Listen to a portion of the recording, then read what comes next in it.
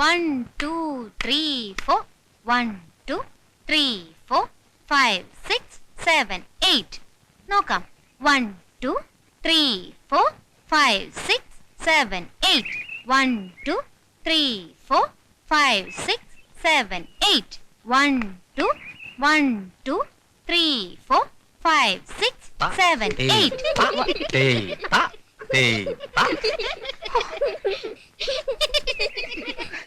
അവരുടെ മുമ്പിൽ കൊരങ്ങ് കളിച്ച് പച്ചന് തൃപ്തിയായല്ലേ? എന്തിനാ അച്ഛൻ എന്റെ ജീവിതം കൂടെ ഇങ്ങനെ നശിപ്പിക്കുന്നത്? ഇനിയെങ്കിലും അച്ഛന് കുടിക്കാതിരുന്നൂടെ? അച്ഛനൊന്ന് മനസ്സിലാക്കണം, എനിക്ക് അമ്മയോ ഇല്ല, അച്ഛൻ കൂടി ഇങ്ങനെ ആയാലോ? അമ്മയെ പറ്റി ഓർമ്മിപ്പിക്കാതെ മോളെ. അത് ഓർമ്മിച്ചു കഴിഞ്ഞാൽ അച്ഛൻ ഒരുപാട് കുടിക്കേണ്ടി വരും. നീ ഒരു 10 രൂപ ഇങ്ങതാ. ഇല്ല. ഒരു 10 രൂപ ഇല്ല. 5 റുപ്പീസ്. തരില്ല. 5 റുപ്പീസ് തരില്ലാന്ന്. വേണ്ട വേണ്ട.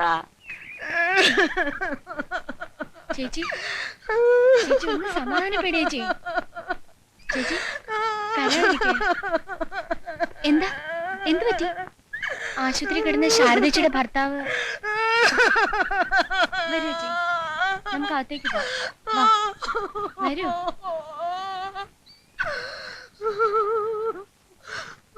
മരിച്ചതല്ല, ശരിക്കും പറഞ്ഞ കൊന്നതാ. ഞാൻ ഹോസ്പിറ്റലിൽ നിന്ന് തന്നെ അറിഞ്ഞു. ടെസ്റ്റ് എടുക്കാതെ പെൻസിൽ ഇഞ്ചക്ഷൻ കൊടുത്തതാണ് കാരണം. ഇങ്ങനെ തന്നെയല്ലേ 2 ആഴ്ചയ്ക്ക് മുമ്പ് മേരിയുടെ കുഞ്ഞ് മരിച്ചത്? ആരാ ചോദിക്കാനും പറയാനോ ഉള്ളത്? ആകെയുള്ളൊരു ഹോസ്പിറ്റൽ, കയ്യിൽ പണമുണ്ട്, എന്തിനോ ആസ്വാദിനോ. ഡാൻസ് സ്കൂൾ നടത്താനും തയ്യൽ പഠിപ്പിക്കാനും മാത്രം ഉള്ളതല്ല നമ്മുടെ ഈ വനിതാ കേന്ദ്രം. ഇങ്ങനെയുള്ള തോന്നിവാസങ്ങൾ അവസാനിപ്പിക്കണം. വാ, നമുക്ക് ചോദിക്കാം. വാ. എവിടെയാ നിങ്ങളുടെ ഡോക്ടർ? എന്തിനാ ചൂടാവുന്നത്? ആദ്യം ഓപ്പി ചെന്ന് ഒരു ടിക്കറ്റ് എടുത്തിട്ട് വാ. ടിക്കറ്റ് എടുക്കാനൊന്നും ഞങ്ങൾക്ക് നേരമില്ല. ഡോക്ടർ ഇവിടെ ഉണ്ട്. നിങ്ങളിൽ ആർക്കാ അസുഖമുള്ളത്? ഞങ്ങൾക്ക് അസുഖമൊന്നുമില്ല. ഞങ്ങൾ അസുഖമുള്ള ഡോക്ടറെ കാണാൻ വന്നതാ. ആ പറയണം. ഇവിടെ തങ്കപ്പൻ നായർ എന്നൊരു പേഷ്യന്റിനെ അഡ്മിറ്റ് ചെയ്തിരുന്നോ? അത് രജിസ്റ്റർ നോക്കണം. എന്നാൽ അഡ്മിറ്റ് ചെയ്തിരുന്നു. ഇവിടുത്തെ അനാസ്ഥ കാരണം മരിച്ചുപോയി. ഞങ്ങളുടെ അറിവിൽ 2 മാസത്തിനകം നടക്കുന്ന 3ാമത്തെ മരണമാണിത്. അതിന്റെ ഉത്തരവാദിത്വം നിങ്ങൾക്കാണ്. എനിക്കോ? സ്നേഹം കൊണ്ട് ആരും ഇവിടെ വരാറില്ല. രോഗിയാകുമ്പോഴാ മനുഷ്യരിവിടെ വരുന്നത്. വന്നു കഴിഞ്ഞാൽ അവർ പൂർണ്ണമായും രക്ഷപ്പെടും എന്ന വാക്ക് ഞങ്ങൾ കൊടുക്കാറില്ല. താൻ പാതി ദൈവം പാതി എന്നാ പ്രമാണം. എന്റെ പാതി ഞാൻ ചെയ്തു, ദൈവം അങ്ങേരുടെ പാതി ചെയ്തില്ല. നിങ്ങൾ പോയി ദൈവത്തിനോട് കംപ്ലൈന്റ് പറ. സൗകര്യങ്ങളുള്ള ഒരേ ഒരു ആശുപത്രി ഈ നാട്ടിലുള്ളൂ എന്ന് കരുതി ആൾക്കാർ ഇങ്ങനെ മുതലെടുക്കരുത്. ആശുപത്രിക്കകത്ത് നിന്ന് ഡോക്ടറോട് സംസാരിക്കുന്നതിന് മര്യാദ വേണം. ആ മര്യാദ വിട്ടു കഴിഞ്ഞാൽ ഞാൻ പോലീസിനെ വിളിക്കും. ആശുപത്രിയോ? ഇത് ആശുപത്രിയല്ല, ഇതൊരു ശവപ്പറമ്പാണ്. ഇതൊരു ദേവാലയമാണ് ഡോക്ടർ. ഇത് ഞാൻ പറയുന്നതല്ല, നാട്ടുകാരുടെ അഭിപ്രായമാണ്. എന്റെ ഒറ്റയാളിന്റെ പരിശ്രമം കൊണ്ടാണ് ഇത് ഇങ്ങനെയൊക്കെ ആയത്. ഞാൻ പണം പലിശയ്ക്ക് കൊടുക്കുന്ന ആളാ. അതുകൊണ്ട് തന്നെ അത് വേണ്ട രീതിയിൽ തന്നെ പ്രയോജനപ്പെടുത്തണമെന്ന് എനിക്ക് നിർബന്ധമുണ്ട്. ദേവാലയമാണെങ്കിൽ ഇവിടെ ദേവന്മാര് മാത്രമല്ല അസുരന്മാരും ഉണ്ട്. സമരം 55ാം ദിവസമാ. ഞാൻ തല ഊനിക്കുന്ന പ്രശ്നമേ ഇല്ല. എന്റെ പരിശ്രമം കൊണ്ട് ഇങ്ങനെ ഒരു ആശുപത്രി ഉണ്ടാക്കി കൊടുക്കുന്നത് നന്മയല്ല, അവസരം കിട്ടിയ അവകാശം പറിച്ചില്ല. സ്വന്തമായിട്ടൊരു ഹോസ്പിറ്റൽ ഉള്ളപ്പോഴാണ് ഞാൻ ഇവിടെ ജോയിൻ ചെയ്യാൻ തീരുമാനിച്ചത്. അതൊക്കെ എനിക്കറിയാം. ഫാദർ ഫെട്ടി എല്ലാം എന്നോട് പറഞ്ഞിട്ടുണ്ട്. ആശുപത്രിയുടെ കാര്യവും മരണത്തിന്റെ കാര്യവും എല്ലാം. മലയാളി ബോംബെക്കാൾ വന്നിട്ടുണ്ട്. ഇതാണൊരു തൊന്തരവ്. ഡോക്ടർ ഇവിടെ ഒക്കെ ഒന്ന് ചുറ്റിക്കറങ്ങാട്ടെ, ഞാൻ ഇപ്പോ വരാം. മിനി, പുതിയതായിട്ട് വിലക്കെടുത്ത ഡോക്ടറാണ് നിൽക്കുന്നേ. ഞാൻ ഇപ്പോ വരാം.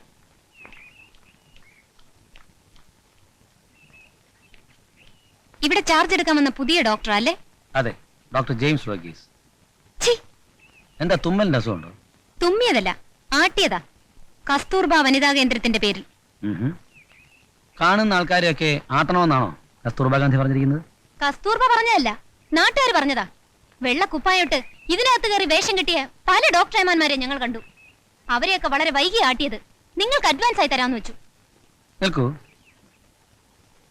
എന്നെ ആട്ടിയത് കൊണ്ട് എനിക്ക് നിങ്ങളോട് ദേഷ്യമാണെന്ന് തോന്നുന്നുണ്ടോ? ഇല്ല. എന്റെ ജീവിതത്തിൽ എന്നെ ആദ്യമായി ആട്ടുന്നത് നിങ്ങളാണ്. ജീവിതത്തിൽ ആദ്യമായി കിട്ടുന്ന എന്തും അങ്ങേയറ്റം വിലമതിക്കുന്ന ആളാണ് ഞാൻ. അതുകൊണ്ട് എനിക്ക് നിങ്ങളെ ഇഷ്ടമായി.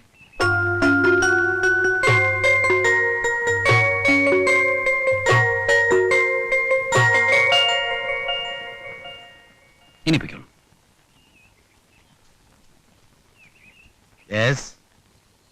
അതെ, ഇന്നെന്തായാലും വേണ്ട.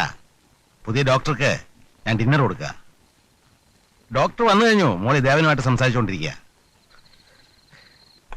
ഒരു പെഗ്ഗാവോ അല്ലേ? താങ്ക്സ്. ഇപ്പൊ വേണമെന്നില്ല. എന്താ കഴിക്കില്ലേ? കഴിക്കാറുണ്ട്, ഇപ്പൊ വേണമെന്നില്ല. ഇതെല്ലാ മാന്യന്മാരുടെയും കുടിക്കുന്നതിന് മുമ്പുള്ള ഡയലോഗാ. ക്ഷമിക്കണം, അതിൽ ചെറിയൊരു ഭേദഗതി വരുത്തണം. ഒന്നാമത്, ഞാൻ അങ്ങനൊരു മാന്യനല്ല. രണ്ടാമത്, റെയിൽവേ സ്റ്റേഷനിലും ബസ് സ്റ്റാൻഡിലും വെച്ച് കണ്ടുമുട്ടുന്ന പരിചയത്തിന്റെ പുറത്ത് കഴിക്കാവുന്നല്ലോ ഇത്. റൈറ്റ്? അതിന് അല്പം അടുപ്പ് ആത്മാർത്ഥം വേണ്ടേ? നമുക്ക് കഴിക്കാം. Very good. തങ്കം, തങ്കം, എന്താ? ഒരു സോഡ. ഈ ഗ്രാമം എന്ന് പറഞ്ഞാൽ എന്റെയും എന്റെ അച്ഛന്റെയും സാമ്രാജ്യമാണ്. പണത്തിന് ആർക്കെങ്കിലും ആവശ്യം വന്നാൽ വരാൻ കഴിയുന്ന ഒരേ ഒരു ബാങ്ക് എന്റെ അച്ഛൻ. ആർക്ക് രോഗം വന്നാലും വിദഗ്ധമായ ചികിത്സയ്ക്ക് ഒരേ ഒരു ഹോസ്പിറ്റൽ, ഞങ്ങളുടെ ഹോസ്പിറ്റൽ. ആർക്ക് മരുന്ന് വാങ്ങണമെങ്കിലും ഒരേ ഒരു മെഡിക്കൽ ഷോപ്പ്, എന്റെ അമ്മാവൻ്റെത്. ബ്ലഡ് ടെസ്റ്റിനാണെങ്കിലും എക്സ്റേ എടുക്കാനാണെങ്കിലും ഒരേ ഒരു ക്ലിനിക്കൽ ലാബറട്ടറി, എന്റെ അളിയൻ്റെത്. എല്ലാം തികഞ്ഞ ഞങ്ങൾക്ക് ഒന്നു മാത്രമില്ല, കുഞ്ഞുങ്ങൾ. അതാണ് അവളുടെ ജീവിതത്തിലെ ഏറ്റവും വലിയ ദുഃഖവും എന്റെ ജീവിതത്തിലെ ഏറ്റവും വലിയ സന്തോഷവും.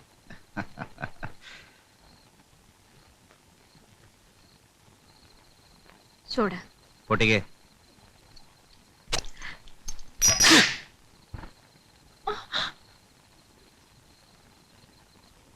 ഒരു സോഡ പൊട്ടിക്കാൻ അറിയില്ല എന്ന് വെച്ചാൽ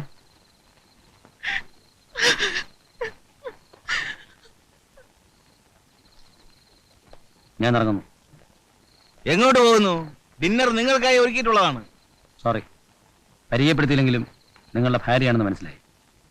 ഇനി അവർ വെച്ച ആഹാരം ഇന്ന് കഴിക്കാൻ ബുദ്ധിമുട്ടുണ്ട്.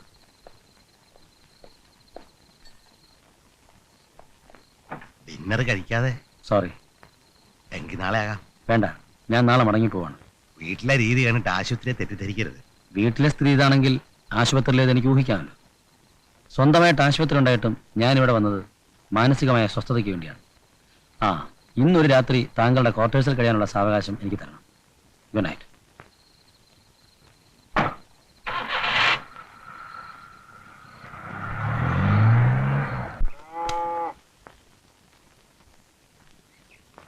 അച്ഛാ, എങ്ങോട്ട് പോവാ?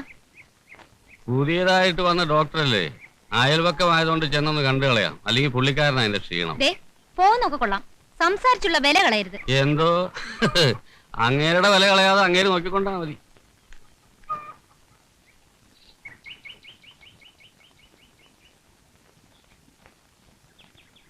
ഇവിടെ പുതിയ ഡോക്ടർ വന്നാൽ ഞാൻ എപ്പോഴും പരിചയപ്പെടാറുണ്ട്.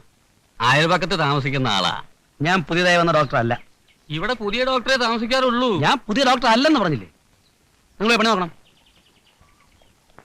അവൾ അപ്പോഴേ പറഞ്ഞ സംസാരിച്ചുള്ള വില കളയരുതെന്ന്. ഇതിലും വലിയ എത്ര ഡോക്ടർമാരെ നമ്മൾ കണ്ടിട്ടുള്ളതാ.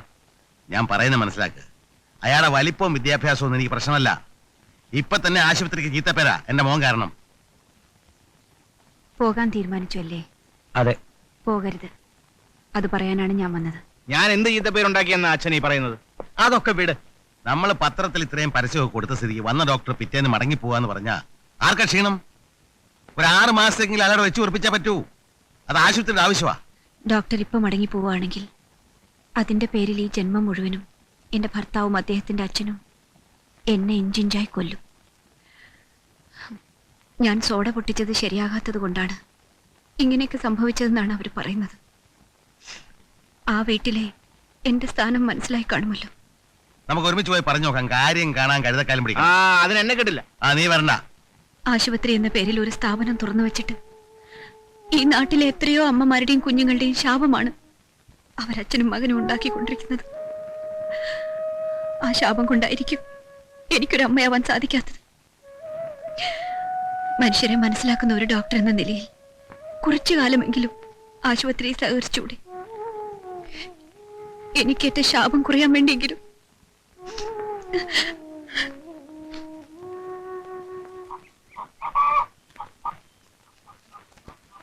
എന്റെ മോനോ ഡോക്ടർ ആയിരിക്കുമ്പോ നിങ്ങളെ ഞാൻ അവിടെ വരുത്തിയത് എന്തുകൊണ്ടാ?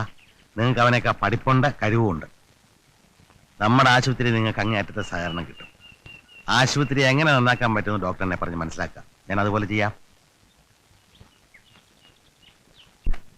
നമ്മുടെ ആശുപത്രിയുടെ അന്തസ്സോർത്തെങ്കിലും പോകരുത്.